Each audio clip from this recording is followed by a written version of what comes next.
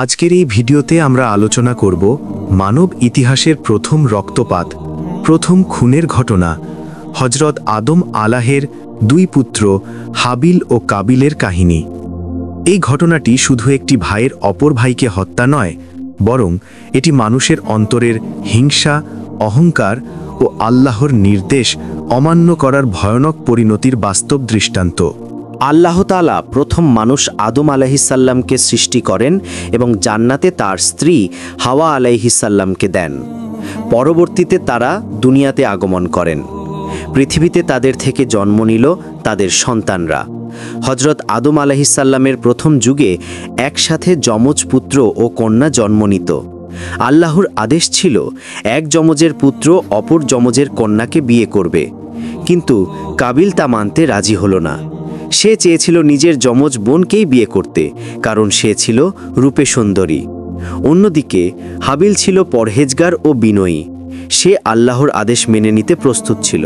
তখন আদম আলাইহিসসালাম বললেন, তোমরা উভয়েই আল্লাহর উদ্দেশ্যে কোরবানি করো। যার কোরবানি কবুল হবে সেই এই বিয়ের অধিকারী হবে। হাবিল ছিল কৃষক আর কাবিল ছিল পশুপালক। হাবিল তার সুন্দর মোটা তাজা ভেড়া কোরবানি করল, আর কাবিল দিল নিম্নমানের ফলমূল ও শস্য। কিছুক্ষণ পর আকাশ থেকে আগুন নেমে এসে হাবিলের কোরবানি গ্রাস করল। এটিই ছিল আল্লাহর পক্ষ থেকে কবুল হওয়ার নিদর্শন। কিন্তু কাবিলের কোরবানি অক্ষত রইল। কাবিলের বুক ভরে গেল হিংসায়, তার চোখ লাল, অন্তর জ্বলছে প্রতিশোধে। কাবিল রাগে ফুঁসতে লাগল। একদিন সে হাবিলকে বলল, আমি তোকে হত্যা করব। হাবিল শান্ত কণ্ঠে উত্তর দিল, আল্লাহ শুধু তাকেই ভালোবাসেন যিনি ভয় পান।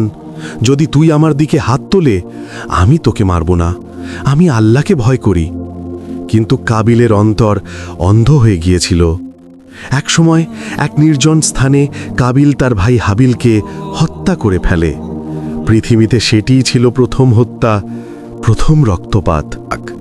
সে জানে না মৃতদেহের কি করা উচিত। তখন আল্লাহ এক কাক পাঠালেন।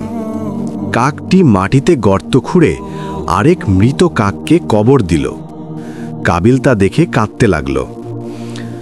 হায়, আমি কি এই কাকের মতো হতে পারলাম না যে আমার ভাইয়ের মৃতদেহ লুকিয়ে রাখবে? সে লজ্জিত হল, কিন্তু অনুতাপ তার জন্য আর কোনো ফল বয়ে আনল না। এরপর আল্লাহ তাআলা ঘোষণা করলেন, যে কেউ একজন নির্দোষ মানুষকে হত্যা করবে, সে যেন সমগ্র মানব জাতিকে হত্যা করল, আর যে একজনের প্রাণ বাঁচাবে, সে যেন সমস্ত মানব জাতিকে বাঁচালো। সূরা মাইদা 5:32।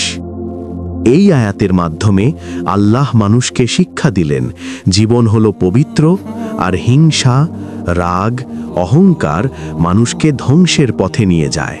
প্রিয় দর্শক, হাবিল ও কাবিলের এই ঘটনা আমাদের শেখায়।